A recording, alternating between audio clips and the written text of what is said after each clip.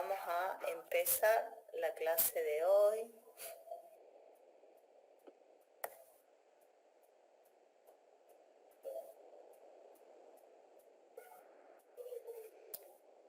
Hoy arrancamos la última unidad.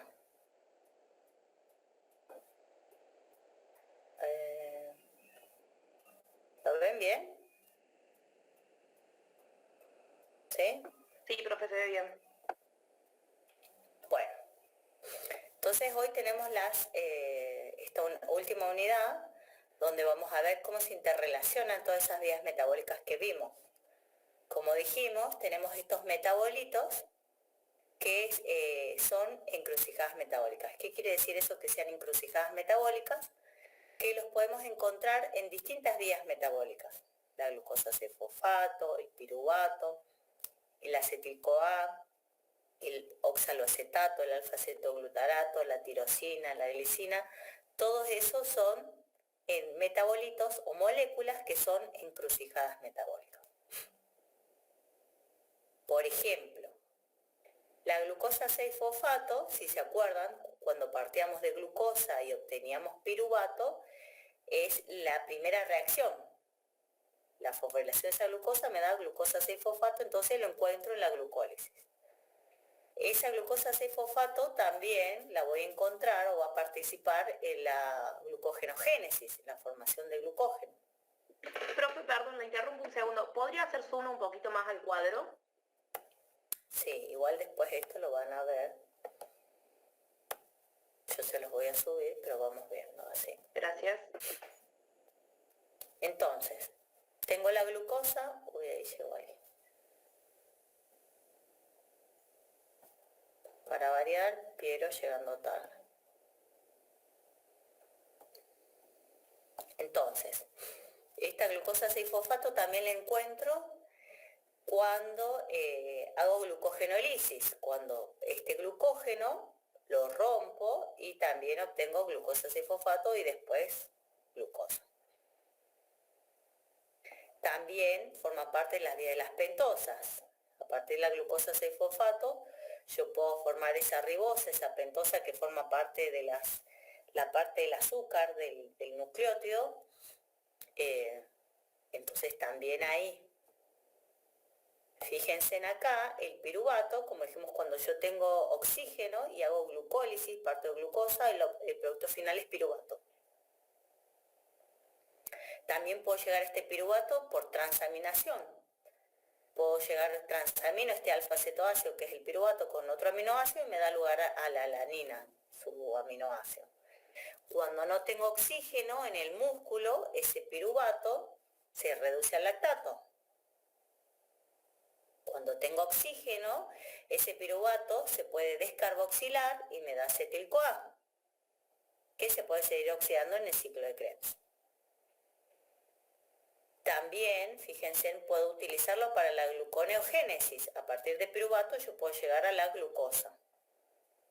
Yo se los puse acá con una flecha, pero en realidad, bueno, el caminito era más largo. O sea, que si se acuerdan era piruvato, me daba oxaloacetato, por la piruvato carboxilasa, y ese oxaloacetato sale como, se transforma a malato, después sale de la mitocondria, después de nuevo a oxaloacetato, y ese oxaloacetato, fíjense, también lo vimos en el ciclo de Krebs, es otra encrucijada metabólica porque participa en la gluconeo, es un alfa-acetoácido que por transaminación puedo formar su aminoácido respectivo, que es el aspartato. Ese aspartato también me permite sintetizar las pirimidinas. Es un intermediario, es el alfa-acetoácido que se regenera en el ciclo de Krebs, o sea, es un intermediario del ciclo de Krebs.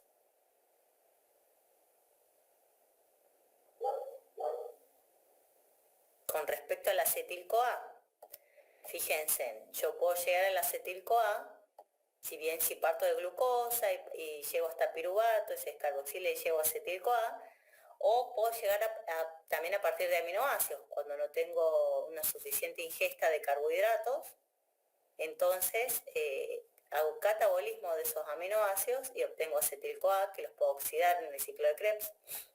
A partir de ese acetil-CoA, puedo sintetizar, ahí llega alguien más.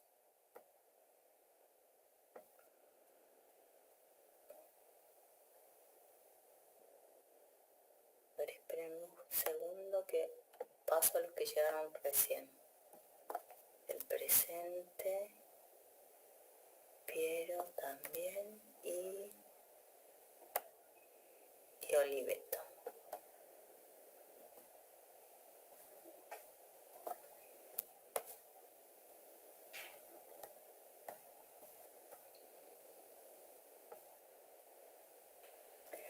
A partir de ese acetil-CoA, puedo sintetizar ácidos grasos. Fíjense que las vías lactosas también me generan fosfato reducido, que lo utilizo para la síntesis de ácidos grasos, lo utilizo para la síntesis, acá no está, pero también lo necesito para la síntesis de colesterol, le podemos agregar acá otra flecha. En la glucólisis, cuando la fructosa 1,6-bifosfato se rompe, me forma la dihidroxiacetona fosfato, que también me permite formar glicerol 3-fosfato y por ende triacilgliceroles. Por eso que uno cuando come carbohidratos, entonces yo puedo llegar también a partir de esa glucosa a un triacilglicerol. Puedo formar colesterol. Fíjense que los ácidos grasos, este acetil-CoA, o bien lo puedo usar para biosíntesis o a partir de la beta-oxidación de ese ácido graso puedo generar el acetil-CoA. En el caso del colesterol es unidireccional esta reacción, o sea, puedo de acetil-CoA solo formar colesterol y el colesterol cuando lo degrado no forma acetil-CoA. O también puedo formar cuerpos cetónicos, fíjense. Y bueno, estos alfa-cetoácidos como el oxaloacetato es el alfa-cetoácido del aspartato, o sea, lo puedo utilizar en transaminación para biosintetizar su aminoácido como intermediario en el ciclo de Krebs. Lo mismo el alfa-cetoglutarato, lo puedo utilizar para la biosíntesis de su aminoácido respectivo por transaminación, que es el glutamato. A su vez, el glutamato le puedo sacar ese grupo amino por desaminación oxidativa y formar alfa-cetoglutarato y el amoníaco, que dijimos que era malo, que yo lo transformaba acá en el ciclo de la urea, que también ese grupo amino viene por un lado de todos los aminoácidos que le llegan por desaminación oxidativa al glutamato, o por bien también del aspartato. Esa urea tiene dos grupos aminos, uno viene del aspartato y otro viene del catabolismo de todos los aminoácidos.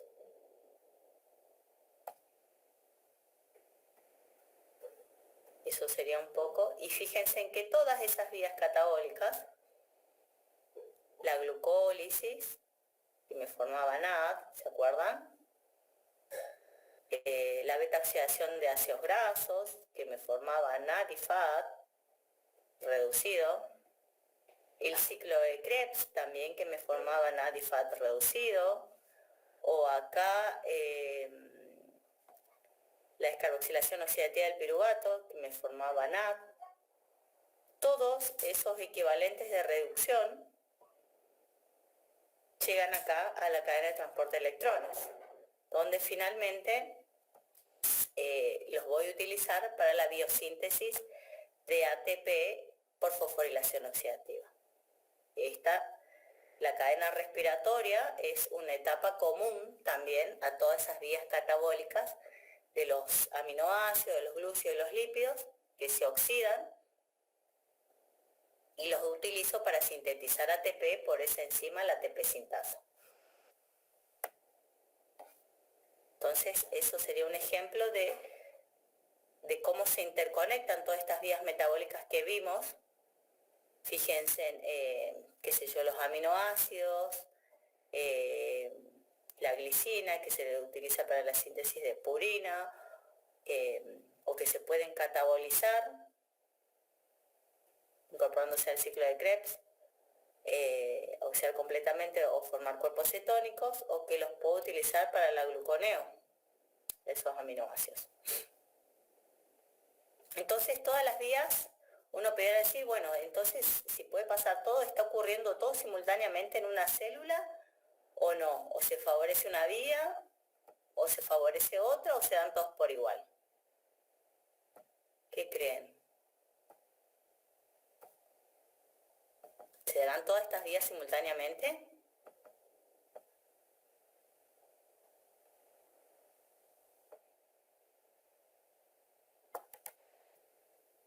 Es lógico que se dé una vía que yo sintetice glucógeno y que simultáneamente vaya rompiendo ese glucógeno, o que sintetice glucosa y simultáneamente vaya oxidando esa glucosa. ¿Tiene sentido o no tiene sentido?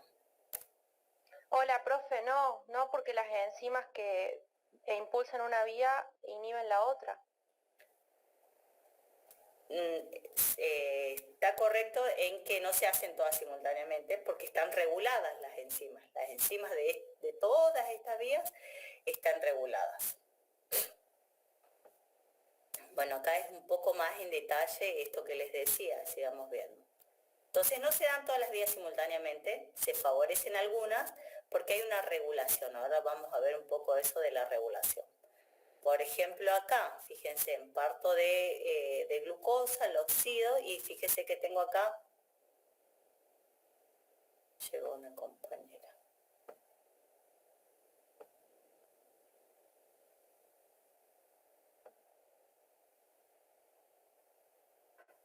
Traten de ser puntuales, así no se corta el hilo de lo que vamos viendo o no se pierde en la clase también.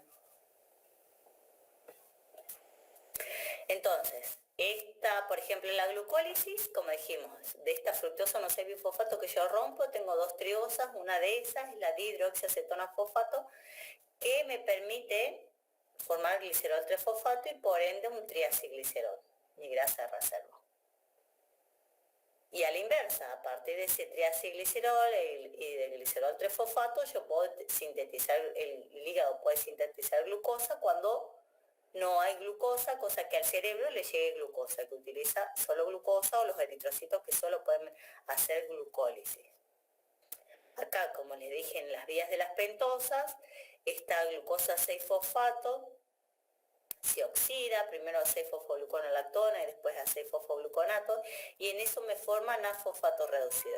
Fíjense que es NAD-fosfato, no es NAD reducido, sino es NAD-fosfato. Este NAD-fosfato lo voy a utilizar en todas las vías de biosíntesis de ácidos grasos, biosíntesis de colesterol. Voy a utilizar ese NAD-fosfato reducido. Bueno, acá está lo del oxalocetato que lo decía en la gluconeogénesis. Cuando la célula no tiene, el hígado particularmente, cuando no tiene suministro de carbohidratos, tiene que sintetizar esa glucosa y fíjense que va a sacar este oxalocetato, entonces el ciclo de Krebs casi que no se da. Estoy drenando el ciclo de Krebs, es por eso que se forman los cuerpos cetónicos. Este acetil-CoA, como no se puede oxidar porque estoy sacando oxalocetato para finalmente formar glucosa, el camino que tiene ese exceso de acetil-CoA es formar cuerpos cetónicos. Fíjense en que todas las vías tampoco se dan en todos los compartimentos. Ahí vemos una compartimentalización. Por ejemplo, la glucólisis, fíjense en esto ocurriendo en el citosol. La vía de las pentosas, lo mismo. El piruvato se va a oxidar acá en la matriz mitocondrial. El ciclo de Krebs, lo mismo. La gluconeo va a pasar un poco en la matriz mitocondrial y el resto en el citosol. Y la última parte, para liberar glucosa libre en el retículo endoplasmático. De glucosa 6-fosfato a glucosa libre ocurre en el retículo endoplasmático de esa. Entonces está separado, está compartimentalizado para que... Entonces la célula, el cuerpo, regula todas esas vías metabólicas de distintas maneras, por enzimas claves de cada uno de esos metabolismos. Entonces, hay distintos mecanismos para regular esas vías metabólicas. Una es regulando la actividad de enzimas preexistentes, que digo con esto que yo no estoy cambiando el número de enzimas. Si tengo 100 moles de enzima, la célula trabaja con esos 100 moles de enzimas y cómo hace para que se favorezca una vía. Una alternativa es cambiando la concentración de sustrato. Por la concentración de sustrato va a aumentar la actividad enzimática cuando aumente ese sustrato. Después lo vamos a ver bien en detalle. Otra es por efectores alostéricos. Esto un poco, la concentración de sustrato y efectores alostéricos ya lo vimos cuando vimos enzimas, si se acuerdan un poco. Teníamos enzimas que tenían una cinética miceliana y después teníamos otras enzimas que tenían una cinética alostérica, donde un efector alostérico puede ser positivo o negativo si me estimulaba o me inhibía la actividad enzimática de esa enzima. Otra puede ser por modificación covalente. Eso quiere decir que yo fosforilo a la enzima o la desfosforilo y con eso hago que esté activa o que esté inactiva, dependiendo de la enzima. Después tenemos también regulando, cambiando el número de moléculas de enzimas. Si sintetizo más enzimas, obviamente voy a aumentar la actividad enzimática. Entonces, ¿cómo cambio el número de enzimas? Y bueno, sintetizando en el proceso de transcripción, traducción, hago más enzimas. O al revés, degradándola con las proteasas, con los proteosomas, degradando esas enzimas. Otro mecanismo de regulación es por la compartimentalización subcelular. Como les dije, no todas las vías ocurren en el citosol, ni todos ocurren entonces van a estar en distinta localización subcelular. Y después también tenemos que algunas vías metabólicas las pueden hacer específicamente algunos tejidos y no las hacen todos los tejidos. Por ejemplo, la gluconeo, esto es sintetizar glucosa a partir de un aminoácido o de un lípido, no lo hacen todos los tejidos. Lo hace solo el hígado, o lo hace solo el riñón, o lo hace solo el intestino. Glucólisis, por ejemplo, lo hacen todas. Entonces ahí van a haber algunas vías que son específicas de algunos tejidos. Por ejemplo, veamos ahora cómo sería la regulación de la glucólisis. Recordemos que en la glucólisis yo parto de glucosa y si tengo suficiente oxígeno, mi producto final es piruvato. Eran muchas series de reacciones, pero presten atención a esas reacciones que son unidireccionales, que ahí van a estar las enzimas que me van a regular esa vía metabólica, que es la glucólisis. En la primera reacción, miremos acá, yo tengo glucosa, la fosforilo, gasto ATP y formo glucosa 6-fosfato. Esa enzima es una quinasa, particularmente una exoquinasa, y tengo varias isocimas. Tengo la 1, la 2 y la 3, y después tengo la que le decimos glucoquinasa, que es la 4. ¿Qué pasa? La 1 y la 2 y la 3, o le digamos exoquinasa, está en todos los tejidos. Tiene, si ustedes se acuerdan lo que vimos con respecto a la KM, es una KM muy baja, o sea, tiene una alta afinidad por la glucosa. Su regulación de esta exoquinasa es alostérica. Si recuerdan, cuando vimos enzimas, si yo tenía la actividad enzimática versus concentración de sustrato, esta es mi enzima, supongamos que esta es la cinética de la exoquinasa, y cuando yo tengo glucosa 6-fosfato, que es el producto de la reacción que ella cataliza, me disminuye, fíjense, supongamos acá, a 4 milimolar, por poner un ejemplo, a 4 milimolar de glucosa, sin estar presente la glucosa 6-fosfato, fíjense cómo es su actividad enzimática, 0,7. Pero ¿qué pasa si yo tengo glucosa 6-fosfato, como es esta curva de acá abajo? A la misma concentración de glucosa, si yo tengo glucosa 6-fosfato, la actividad enzimática va a ser más baja, es de 0,3, me bajó. Entonces, la glucosa 6-fosfato es un regulador alostérico. ¿Qué quiere decir esto? Que se va a unir a la enzima a un sitio distinto del sitio catalítico y va a hacer que disminuya su afinidad por su sustrato. Entonces, fíjense cómo se desplaza, se dice se desplaza la curva hacia la derecha. Y lo mismo, por lo contrario, si yo tengo un efector alostérico positivo, me lo va a aumentar, siempre mirando la misma concentración, ¿no? Entonces, su regulación en este caso de la exoquinasa es alostérica. De todas estas, no cambio la cantidad de enzima, pero tengo un efector alostérico, que en este caso es la glucosa 6-fosfato, es su efector alostérico y negativo. La glucosa 6-fosfato se va a unir a esta exoquinasa y va a interferir o va a hacer que disminuya su afinidad por la glucosa. Entonces ya como que va a catalizar.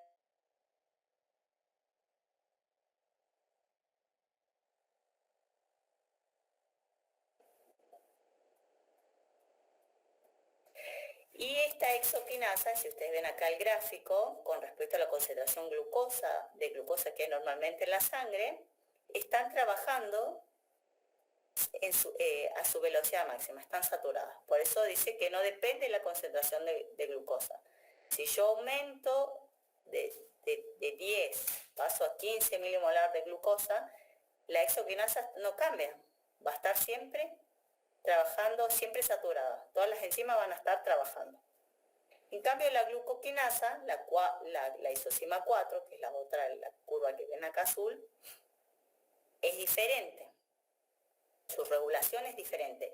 La glucoquinasa, no está en todos los tejidos. Está particularmente acá, en el hígado, y en el páncreas. El hígado, que me va a regular la glucemia, haciendo gluconeogénesis, y el páncreas, que es el órgano que va a secretar la insulina, que me va a regular su vez la insulina. Un momento, por favor.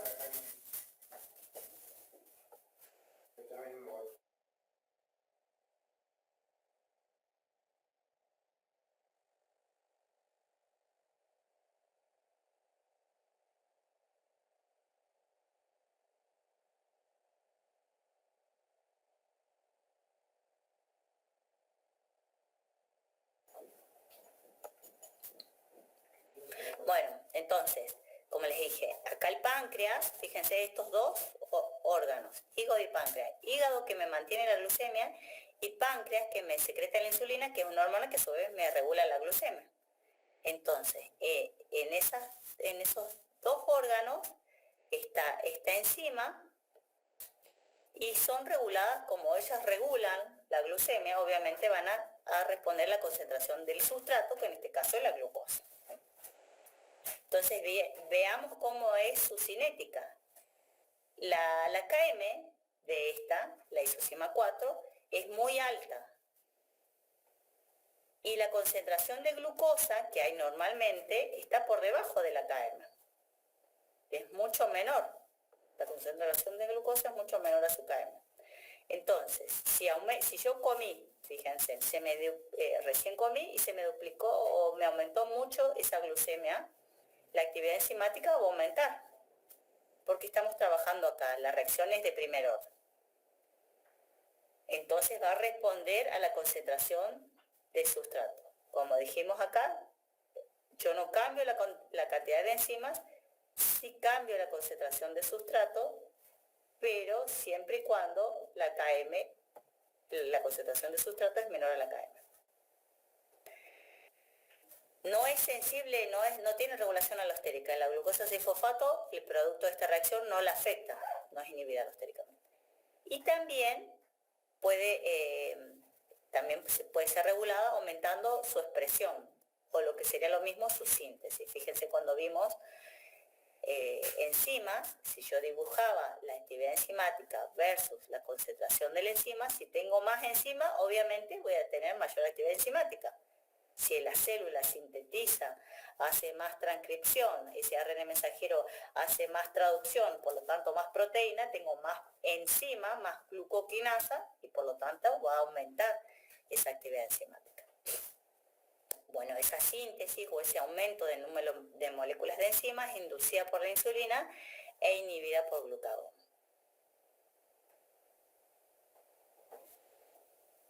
Acá si volvemos a la glucólisis, esa glucosa 6-fosfato que se isomeriza, se forma la fructosa 6-fosfato, se vuelve a fosforilar. Es una reacción unidireccional que requiere el aporte de ATP para formar fructosa 6-fosfato.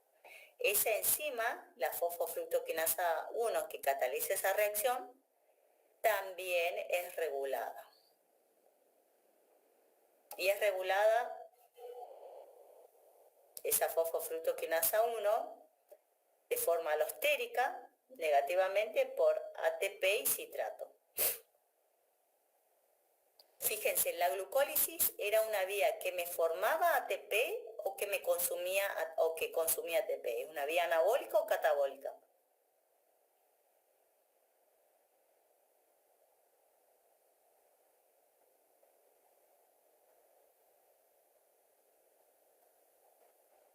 ¿Catabólica? Es una vía catabólica que me genera ATP, tanto en anaerobiosis como con oxígeno, sin oxígeno, me genera ATP. Entonces, si yo tengo mucho ATP, ¿tiene sentido que la célula siga haciendo más ATP? No, no tiene sentido. Entonces, el ATP, en este caso, es un efector alostérico negativo de esta fosfofructoquinasa 1. Lo mismo el citrato. El citrato, si se acuerdan del ciclo de Krebs, se oxidaba esa glucosa, llegaba a piruvato, se volvía a oxidar, tenía acetil-CoA. Ese acetil-CoA se seguía oxidando en el ciclo de Krebs, fíjense, ingresaba el ciclo de Krebs y formaba citrato. Entonces ese citrato también es un efector alostérico negativo de la fosfofructoquinasa 1. Y los positivos son el AMP. Si tengo mucho AMP, la célula dice, bueno, necesito ATP, tengo más AMP que ATP, favoreceme esta vía que me forma ATP. Lo mismo el fosfato y la fructosa 2,6-bifosfato. Son efectores alostéricos positivos que se unen a la enzima en un sitio distinto del sitio catalítico, un sitio regulador, un sitio alostérico. Y como ven, como vimos acá en este gráfico, los negativos me van a disminuir la actividad enzimática. En cambio, los positivos me la van a aumentar. Estos son todos efectores que me actúan de forma positiva y los de acá abajo son efectores alostéricos negativos. Y esto cuando no tengo ningún efector.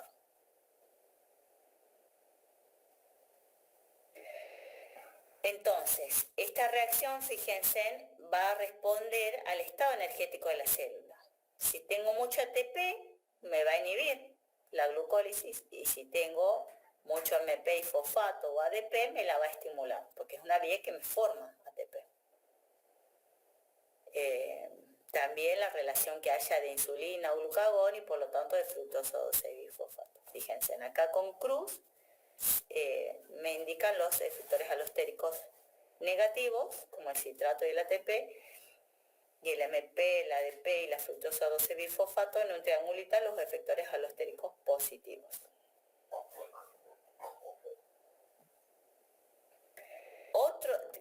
De acá, fíjense que vimos varios positivos y negativos, y de estos vamos a ver particularmente la fructosa 2,6-bifosfato. Esa fructosa 2,6-bifosfato es un efector alostérico positivo de esta fosfofructoquinasa 1, por lo tanto me promueve la glucólisis. Ese fructosa 2,6-bifosfato se forma a partir de la fructosa 6-fosfato por una enzima que se llama fosfofructoquinasa 2. A su vez, esa que me forma este efector alostérico positivo es regulada, esta enzima, la fosfofructoquinasa 2, es regulada por modificación covalente.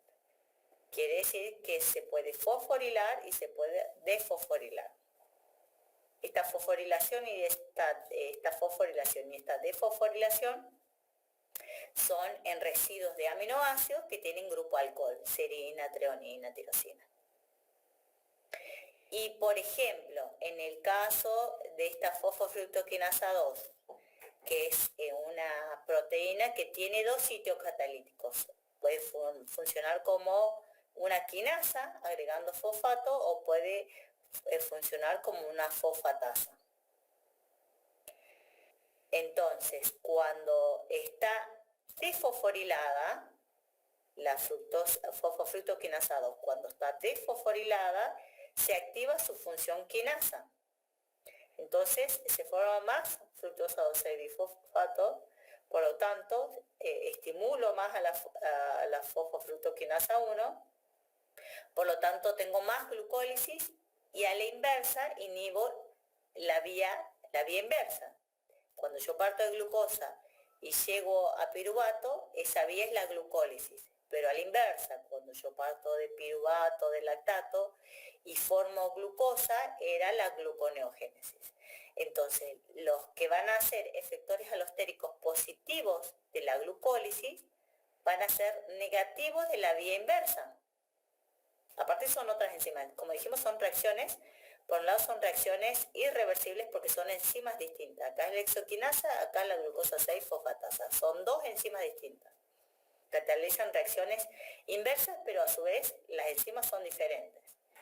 Y este efector alostérico, por ejemplo, la fructosa 2,6-bisfosfato, que me estimula esta enzima, que me promueve la glucólisis, me inhibe a esta enzima. Eso la célula, fíjense, lo hace para que no se hagan las dos vías en simultáneo, para que no tengamos esos ciclos futiles o esos ciclos sin sentido. Sintetizo glucosa para degradarla y después la vuelvo a biosintetizar, o sea, o la degrado haciendo glucólisis o la biosintetizo. No tiene sentido hacer las dos cosas simultáneamente, es un gasto de energía.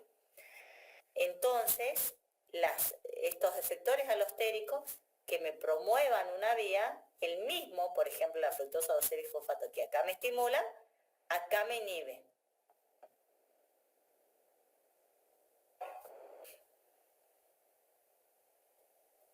Y en el caso de la fosfofructoquinasa 2, cuando está fosforilada, acá, cuando está fosforilada, vía glucagón, esta hormona que es el glucagón, donde se da toda una cascada de señalización, que finalmente hace que se fosforile esta enzima, se inhibe esta actividad quinasa y se promueve su actividad fosfatasa. Entonces me va a desfosforilar esta fructosa 2,6-bisfosfato, por lo tanto ya no voy a estimular a la fosfofructoquinasa, por lo tanto ya no voy a inhibir la glucólisis y a la inversa voy a estimular la gluconeogénesis. Este glucagón se secreta cuando yo tengo cuando tengo una hipoglucemia. Entonces favorezco la síntesis de glucosa, la gluconeogénesis. Y otra enzima que me regula la glucólisis es la piruvatoquinasa. La piruvatoquinasa hepática, por ejemplo, es más activa cuando está desfosforilada. Entonces, el mecanismo de regulación de la piruvatoquinasa con respecto a todas estas que vimos al principio, ¿cuál sería su mecanismo? Si hablo de fosforilación, ¿Cambio la cantidad de enzima o no cambio la cantidad de enzima primero?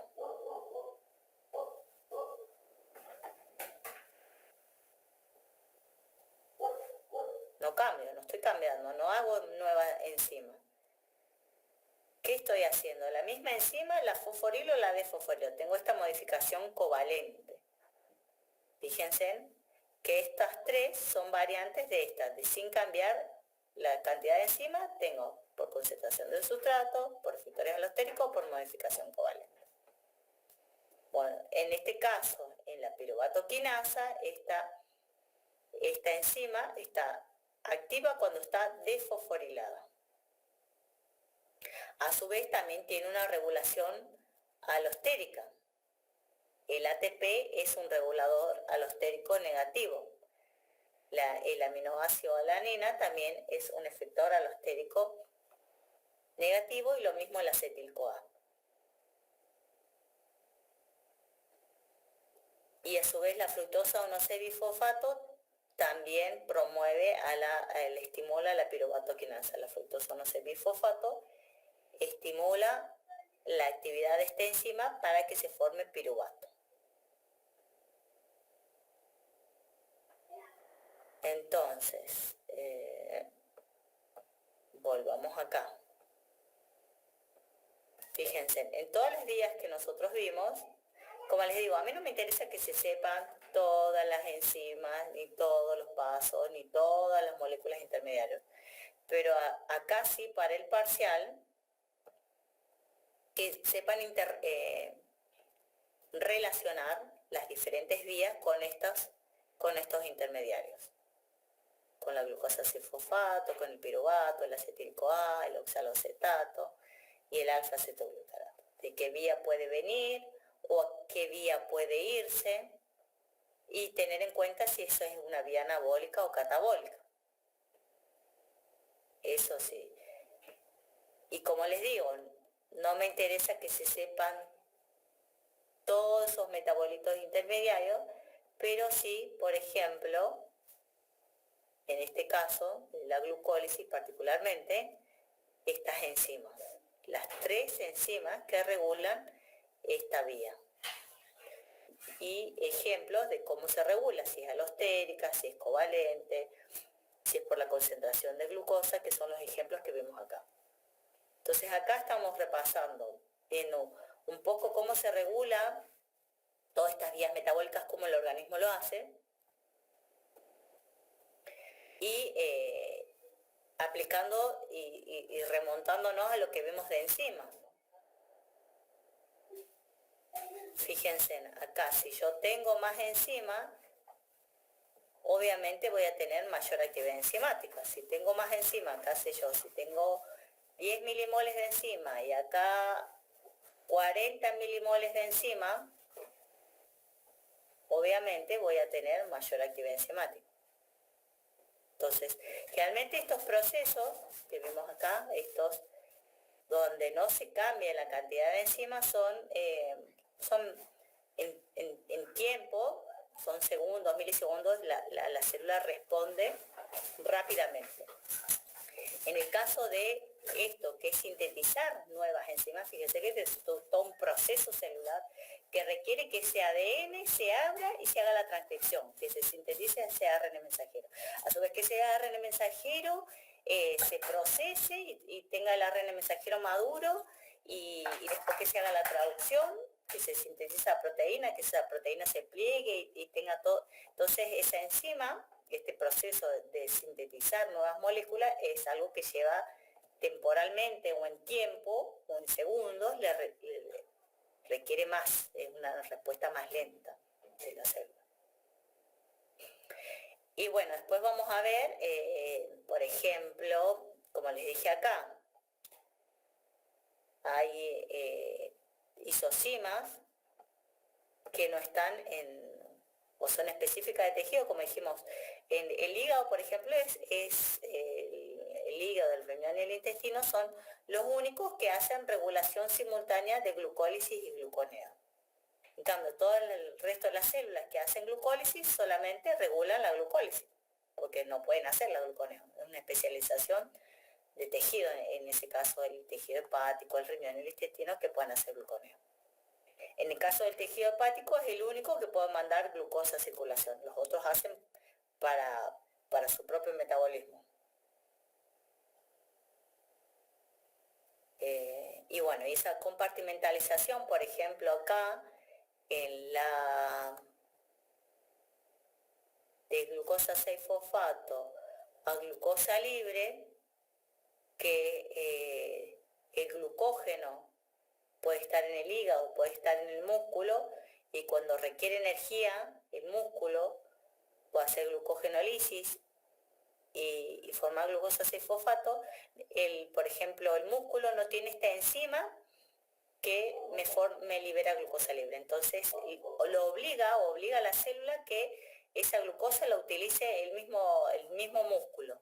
En cambio, en el hígado, que su función es regular la glucemia, él sí tiene esta enzima para pasar de glucosa fosfato a glucosa, y como les dije, está en el retículo endoplasmático.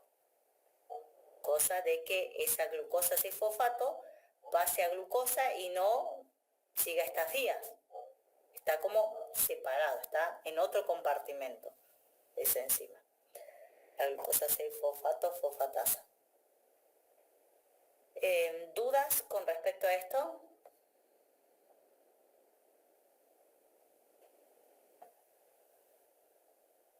Acá para el parcial, estas encrucijadas metabólicas, estudiense bien este esquemita.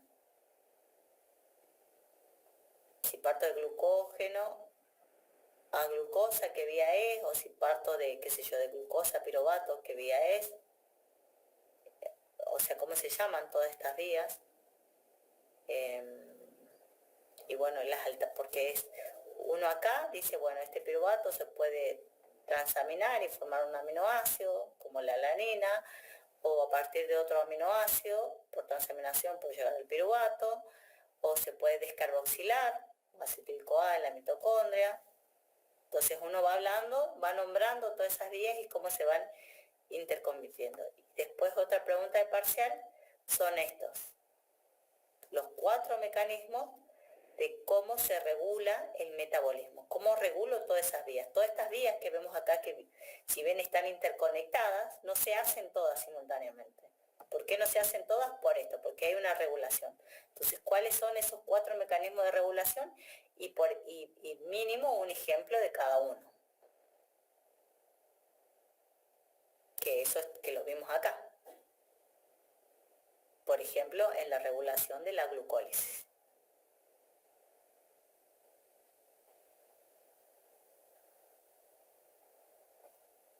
Y como siempre les digo,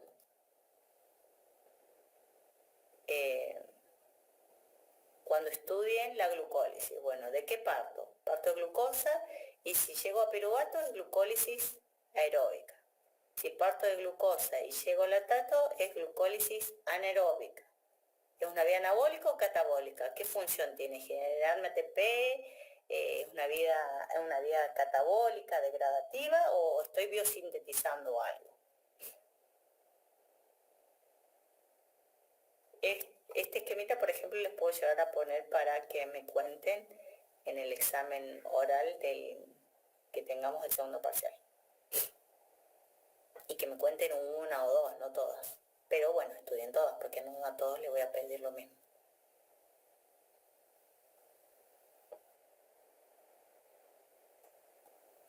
¿Alguna duda, chicos?